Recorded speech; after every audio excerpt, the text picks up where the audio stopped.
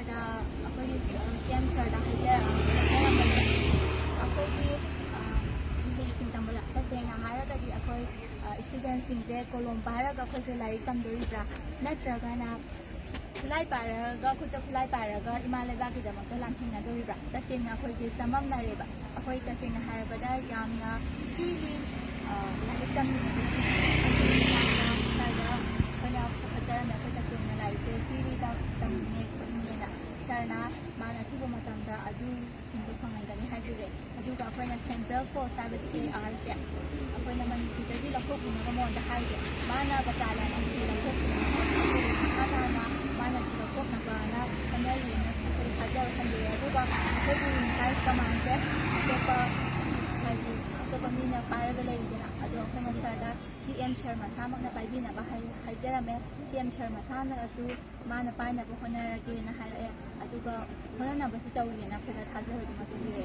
ꯑꯗꯨꯒ ꯑꯩꯈꯣꯏ ꯁꯥꯇ꯭ꯔꯁꯤꯡꯅ ꯁꯨꯃꯥꯏꯅ ꯄꯤꯁ ꯔꯦꯂꯤ ꯆꯠꯄ ꯈꯣꯠꯄ ꯇꯧꯕꯁꯤꯗ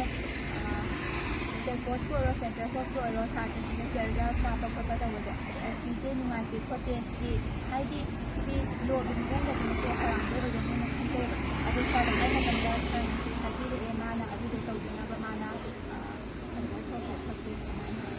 ꯍꯥꯏꯔꯤꯕ ꯁꯥꯇ꯭ꯔ ꯃꯌꯥꯝꯒꯤ ꯗꯤꯃꯥꯟꯁꯦ ꯃꯥꯅ ꯊꯕꯛ ꯑꯣꯏꯅ ꯄꯥꯡꯊꯣꯛꯍꯟꯒꯅꯤ ꯍꯥꯏꯕꯤꯔꯛꯑꯦ ꯑꯗꯣ ꯃꯈꯥ ꯇꯥꯅ ꯁꯥꯇ꯭ꯔ ꯃꯌꯥꯝꯒꯤ ꯈꯣꯡꯖꯪ ꯆꯪꯁꯤꯟꯈꯤꯕ꯭ꯔꯥ ꯇꯧꯔꯒ ꯃꯥꯅ ꯀꯔꯤꯒꯨꯝꯕ ꯊꯕꯛ ꯑꯣꯏꯅ ꯄꯥꯡꯊꯣꯛꯄꯤ ꯇꯥꯔꯒꯗꯤ ꯑꯩꯈꯣꯏ ꯈꯣꯡꯖꯪꯁꯦ ꯀꯩꯗꯧꯕꯒꯤ ꯊꯕꯛ ꯑꯣꯏꯅ ꯄꯥꯡꯊꯣꯛꯄꯤꯔꯗꯤ ꯑꯩꯈꯣꯏꯅ ꯈꯣꯡꯖꯪ ꯆꯪꯈꯤꯗꯣꯏꯅꯣ ꯀꯩꯒꯨꯝꯕ ꯄꯥꯡꯊꯣꯛꯄꯤꯔꯛꯇꯕ ꯇꯥꯔꯒꯗꯤ ꯑꯩꯈꯣꯏ ꯃꯈꯥ ꯇꯥꯅ ꯂꯦꯞꯄ ꯂꯩꯇꯅ ꯑꯗꯨꯝ ꯆꯪꯁꯤꯟꯒꯅꯤ Postman, I'm the student of Pika College. We demand CM started some points, 3 or 4 points. Point number 1 is we demand to call the unified command to SAR. And point number 2 is we remove the Central Force assignment on the state. And point number 3 is